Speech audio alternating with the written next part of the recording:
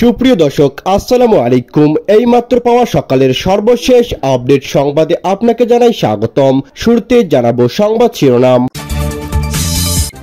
শুরুতে জানিয়ে দেব সিলেটে 498 বোতল ফেন্সিডিল সহ গ্রেপ্তার বিএনপি নেতা।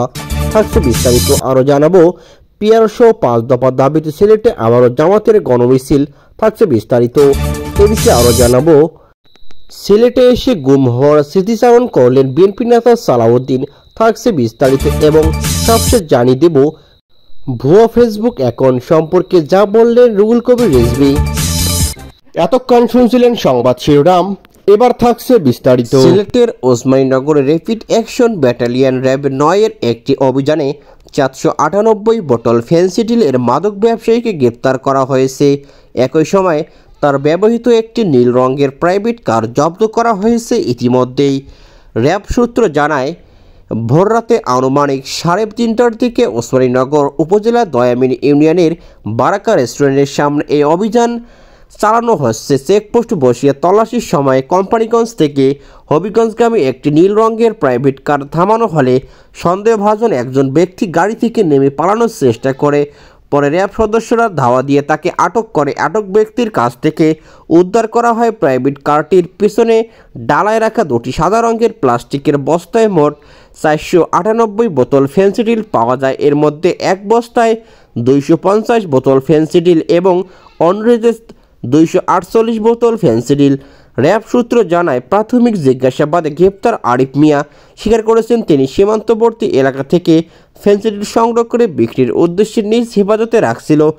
র্যাব 9 মিডিয়া অফিসার অতিরিক্ত police super KM Shahidul Islam সোহাগ বলেন, গ্রেপ্তার ব্যক্তির বিরুদ্ধে মাদকদ্রব্য নিয়ন্ত্রণ আইনে 2018-এর সংশ্লিষ্ট ধারায় মামলা দায়ের করা হয়েছে। তাকে জব্দকৃত আলামত ওসমানীনগর থানায় হস্তান্তর করা হয়েছে। পিয়ার পদ্ধতিতে নির্বাচন সহ 5 দফা দাবিতে সিলেটের বিক্ষোভ গণমিছিল করেছে জামাত ইসলামীর সিলেট মহানগর বিভাগীয় সংগঠন। এদিকে শনিবার কেন্দ্রীয় কর্মসূচি হিসেবে জামাত ইসলামী আন্দোলন বাংলাদেশের 7টি ইসলামী দলের চলমান যোগপ্রযোগ আন্দোলনের দ্বিতীয় পর্বের অংশ হিসেবে পালন করা হয় এই কর্মসূচি। এদিকে জুমার নামাজের পর সিলেট নগরীর কোর্ট পয়েন্টে থেকে সমাবেশে পরবর্তী একটি গণমিছিল বের হয়। নগরের বিভিন্ন গুরুত্বপূর্ণ পয়েন্টে ঘুরে আম্বরখানা গিয়ে শেষ হয় গণমিছিল। পূর্ববর্তী সমাবেশ বক্তারা বলেন, জুলাই সনদের ভিত্তিতে পিয়ার পদ্ধতিতে নির্বাচন, গণহত্যার বিচার, লেভেল প্লেইং ফিল্ড নিশ্চিত করতে হবে এবং ফেসিবাদের দোসরদের বিচারের আওতায় নিয়ে আসতে হবে। জামাতের কেন্দ্রীয় কর্মপরিষদ সদস্য ও সিলেট মহানগর আমির মোহাম্মদ ফখরুল ইসলামের সভাপতিত্বে সহকারী সেক্রেটারি জাহিদুর রহমান চৌধুরী ও মাওলানা ইসলাম উদ্দিনের যৌথ পরিচালনায় অনুষ্ঠিত গণমিছিল পূর্ব সংক্ষিপ্ত সমাবেশ শেষে বিশেষ অতিথির বক্তব্য রাখেন জামাতের কেন্দ্রীয় মজলিসের ষোলো সদস্যরা। সিলেট জেলা আমির ও সিলেট 1 আসনের মহানগর সদস্যর জামাত মনোনীত সংসদ সদস্য প্রার্থী মাওলানা হাবিবুর রহমান। এদিকে জানায় জামাতের কেন্দ্রীয় সহকারী secretary general advocate Enamul Zubair বলেন, 24 জুলাই গণ অভ্যুত্থানের স্বাধীনতার পর জাতির জন্য সর্বোচ্চ অর্জন, তাই অন্তর্বর্তী সরকারকে জুলাই সনদের ভিত্তিতে জাতীয় নির্বাচন আয়োজন করার অনুরোধ জানান তিনি। বিশেষ অতিথির বক্তব্যে জামাতের কেন্দ্রীয় মজলিসের 16 সদস্য সিলেট জেলা আমির ও জেলা সিলেট 1 আসনের জামাতের মনোনীত সংসদ সদস্য প্রার্থী মাওলানা হাবিবুর রহমান বলেন, জনগণ ভিন্ন সময় বিভিন্ন দলকে নির্বাচিত করে তাদের শাসন দেখেছে। এবার তার দাঁড়িপাল্লাকে বিজয়ী করতে চান। জামাতের ঘোষিত 5 দফা দাবি মেনে নিয়ে ফেব্রুয়ারি জাতীয়তে নির্বাচন করবে বলে ধারণা করছে তারা। সিলেটে এসে গুম হওয়ার স্মৃতিচারণ করলেন সালাউদ্দিন আহমেদ। সংস্কৃতি মন্ত্রণালয়ের গুম বিষয়ক তথ্যচিত্রের শুটিংয়ের জন্য সিলেটে যান বিএনপির স্থায়ী কমিটির সদস্য সালাউদ্দিন আহমেদ। ওসমানী বিমানবন্দর থেকে তাকে অভ্যর্থনা জানান বিএনপির নেতারা। এদিকে সকাল 9:30টায় ফ্লাইটে সিলেট আসার পর তিনি সরাসরি তামাবিল সীমান্ত এলাকায় যান। তামাবিল সীমান্তে সেই স্থান পরিদর্শন করেন। তাকে যে পথ দিয়ে গুম করে ভারতে নেওয়া হয়েছিল, এরপর গণমাধ্যমের সঙ্গে আলাপ করে তিনি বলেন, 2015 সালের 10 মে সন্ধ্যায় তাকে এই পথে ভারতের শিলং নেওয়া হয়। আমাকে যেদিন বর্ডার ক্রস করা হচ্ছিল তখন তো আমি জানতাম না আমাকে বর্ডার ক্রস করানো হচ্ছে। আমি জানতাম আমাকে ক্রস ফায়ার করবে বা বনে জঙ্গলে ফেলে দিবে। গুম হওয়া সেই দিনের স্মৃতিচারণ করে এমনটাই বলেন বিএনপির স্থায়ী কমিটির সদস্য সালাউদ্দিন আহমেদ। গুম করার পর সিলেটের তামাবিল সীমান্ত দিয়ে তাকে ভারতের শিলংয়ে নিয়ে যাওয়া হয়েছিল বলে ধারণা সালাউদ্দিনের। তামাবিল সীমান্ত গিয়ে তিনি বলেন, যখন আমাকে এইখানে থেকে কেস করা হয়েছে, হয়তো এই রাস্তা দিয়েই হবে, আমার এমনটি মনে হচ্ছে। হাত পা চোখ বাঁধা অবস্থায় তারা আমাকে ফেলে রেখে চলে যায়। পরে স্থানীয় মানুষ ও পুলিশ এলে বুঝতে পারি আমি শিলংয়ে আছি।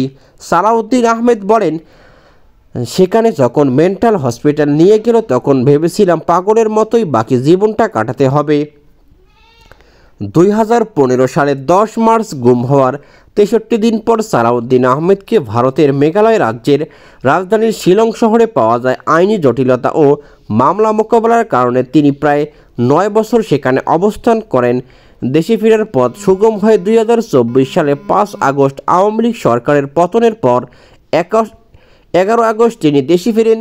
এদিকে আওয়ামী লীগ সরকারের আমলে আইনশৃঙ্খলা রক্ষাকারী বাহিনীর হাতে গুমের ঘটনায় তদন্ত করতে হাইকোর্টের অবসরপ্রাপ্ত বিচারপতি মইনুল ইসলাম চৌধুরীর নেতৃত্বে 5 সদস্যের কমিটি গঠন করা হয়েছে। দেশে ফেরার 10 মাস পর 3 জুলাই সালাউদ্দিন আহমেদ আন্তর্জাতিক অপরাধ ট্রাইব্যুনালের চিফ প্রসিকিউটর কার্যালয়ে গুমের অভিযোগ দাখিল করেন। অভিযোগে ক্ষমতাচ্যুত প্রধানমন্ত্রী শেখ হাসিনার 7 জনের নাম উল্লেখ করা হয়। প্রধান উপদেষ্টার কার্যালয় থেকে পতিত আওয়ামী লীগ সরকারের আমলে গুম খুন নিয়ে ডকুমেন্টারি করা হচ্ছে। সেই ডকুমেন্টারি অংশের শুটিংয়ের অংশ নিতে তিনি তামাবিল সীমান্তে আসেন। এদিকে সকালে বিমানবন্দরে সালাউদ্দিন আহমেদকে স্বাগত জানান বিএনপির চেয়ারপারসনের উপদেষ্টা খন্দকার আব্দুল মুক্তাদির। সংবাদ মাধ্যমে পাঠানো এক প্রেস বিজ্ঞপ্তিতে তিনি বলেন, অজ্ঞাত কুচক্রী মহল কর্তৃক আমার নামেই ভুয়া ফেসবুক অ্যাকাউন্ট খুলে বিভিন্ন মন্তব্য, বক্তব্য এবং মতামত প্রকাশ করা হচ্ছে, যা সম্পূর্ণরূপে বানোয়াট ও ভিত্তিহীন। আমি এর আগেও গণমাধ্যমে বলেছি এবং থানায় জিডি করেছি যে আমি নিজের নামে কখনো ফেসবুক অ্যাকাউন্ট খুলিনি। আমার নামে খোলা এই সমস্ত ভুয়া অ্যাকাউন্ট থেকে কোনো মতামতের সঙ্গে আমার কোনো ন্যূনতম সংশ্লিষ্টতা নেই। বিজ্ঞপ্তিতে আরও বলা হয়, ভুয়া ফেসবুক অ্যাকাউন্টের মাধ্যমে আমার নামে বানোয়াট বক্তব্য ও মতামত প্রকাশ থেকে আমাকে পরিত্রাণ দেওয়ার জন্য প্রয়োজনীয় ব্যবস্থা গ্রহণ করতে ফেসবুক কর্তৃপক্ষকে বিশেষভাবে অনুরোধ করছি। পাশাপাশি এসব ভুয়া ফেসবুক অ্যাকাউন্ট প্রসারিত বক্তব্য ও মন্তব্য বিভ্রান্ত হবেন না। এদিকে বিএনপি এবং এর অঙ্গ সহযোগী সংগঠনের সর্বস্তরের নেতাকর্মীদের সর্বসাধারণের প্রতি অনুরোধ জানাচ্ছি, এমনটাই বলেছেন রুহুল কবির রেজভী।